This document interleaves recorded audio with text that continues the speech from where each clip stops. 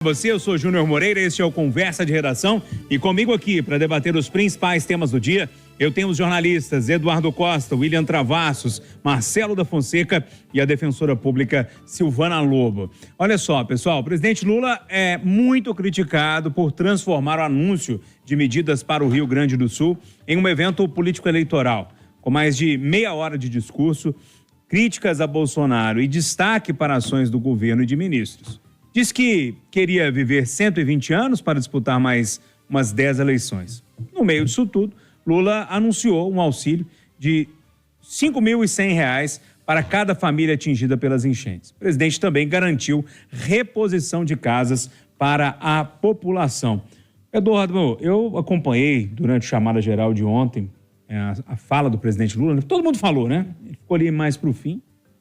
A gente fez até o que chamamos no jornalismo de sobe som, né? Colocamos um pouquinho da fala do presidente Lula, mas logo eu parei aquela fala porque realmente não fazia muito sentido.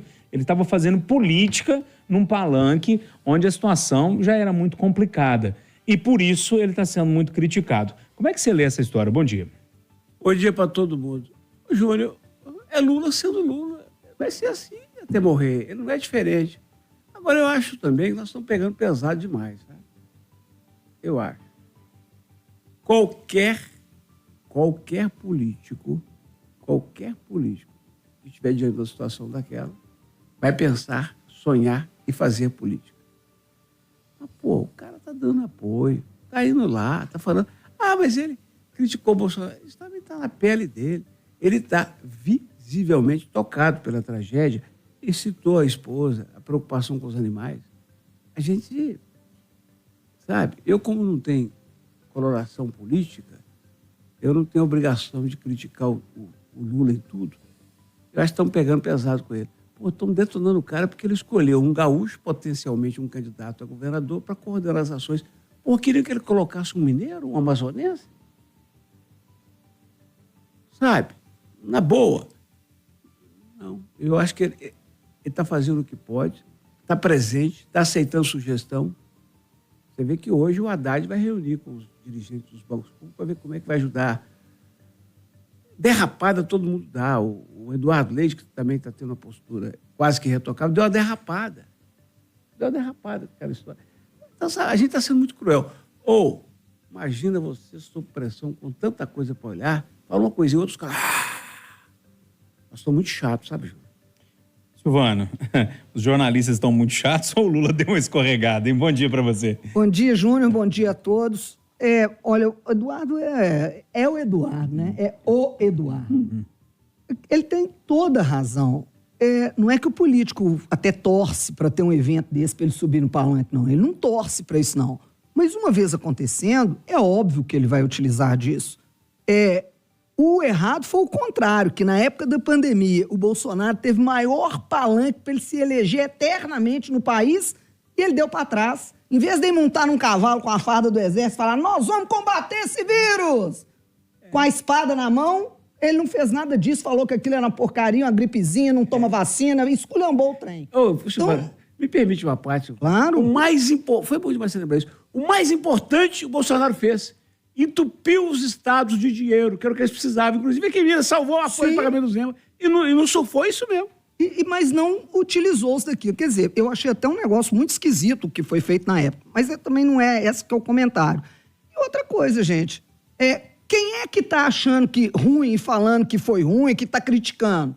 Os 33% que se ele construir qualquer coisa, vai criticar. Tudo que ele fizer está ruim.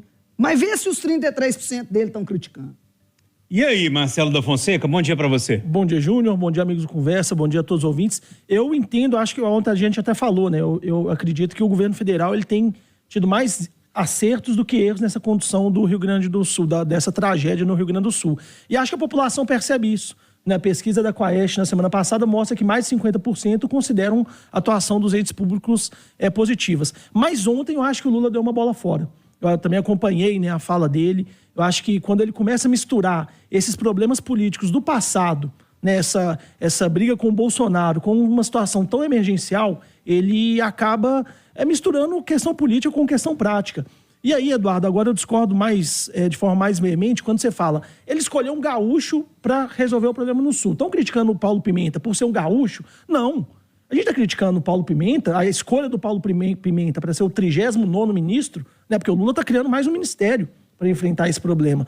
A gente está criticando a escolha de um nome totalmente político que é combativo. O Paulo Pimenta, ele representa uma briga ideológica contra a centro-direita, contra o centro. Ele não é um nome que agrega. A escolha do Paulo Pimenta, o presidente Lula não teve ele nem avisou o governador Eduardo Leite dessa escolha. Né? O Eduardo Leite ontem falou, eu fui avisado, eu fiquei sabendo que o Paulo Pimenta ia ser o ministro, né, que vai ser responsável por atuar aqui no Rio Grande do Sul pelos jornais. Então, se o presidente não consegue nem avisar o governador que o responsável por fazer essa interlocução é um determinado ministro, isso mostra uma falha muito grave. Eu acho que o presidente, quando ele mistura o lado político com o lado técnico, ele acaba confundindo as duas coisas. Por outro lado, os anúncios que ele fez ontem, que o Lula fez ontem lá em Porto Alegre, são muito, em São Lourenço, né? São Leopoldo, são muito bons.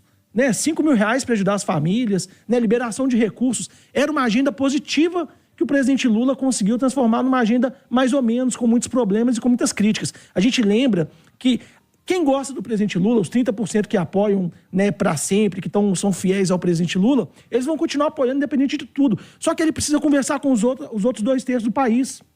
Quando ele percebe que ele está perdendo popularidade, ele precisa conversar com a outra parte do país. E esse ato de ontem, esse discurso de ontem não ajudou em nada.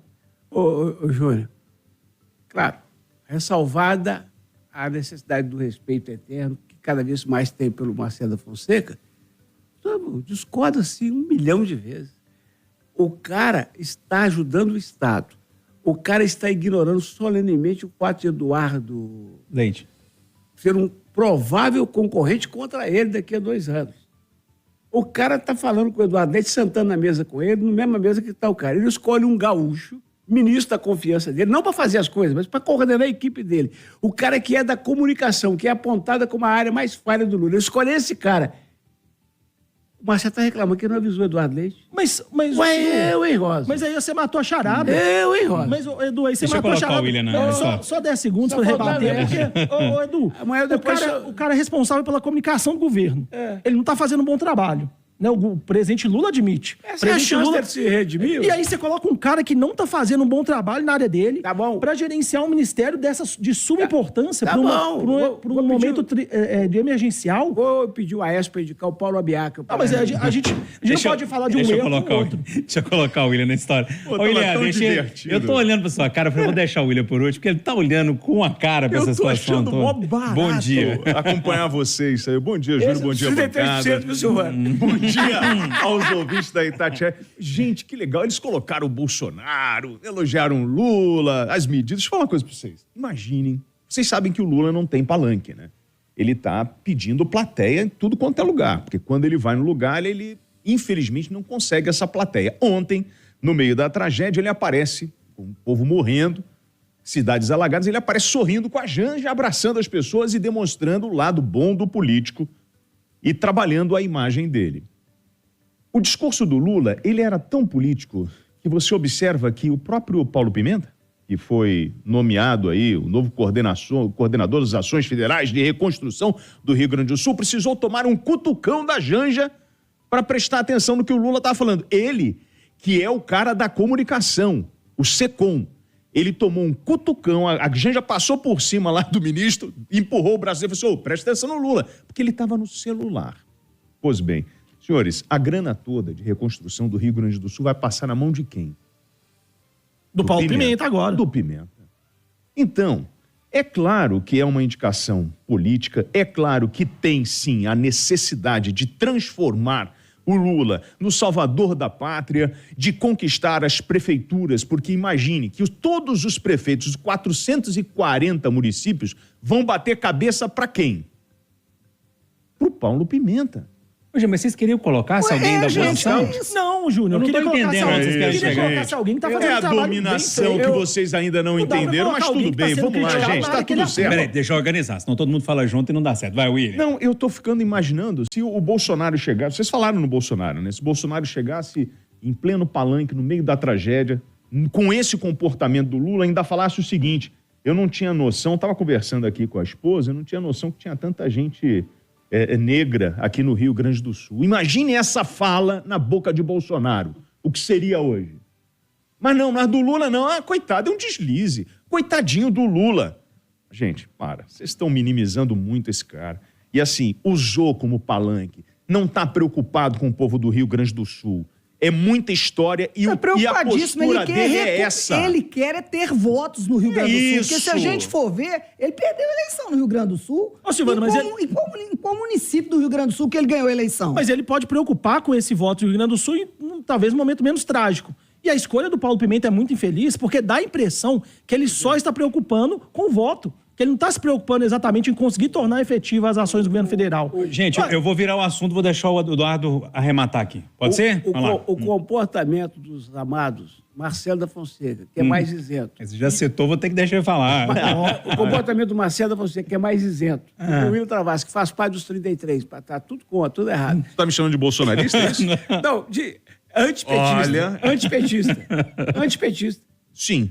Pois é. Antipetista, coisa que em função do histórico. Coisa que eu não sou, embora eu não seja apaixonado por ele. Então é o seguinte, o posicionamento deles me lembra aquele primo, Júnior. Ele te pede emprestado 10 vezes. Uma luta para receber. Você quebra o gás dele 10 vezes. Na 10 vezes que você não atender, você não vale nada.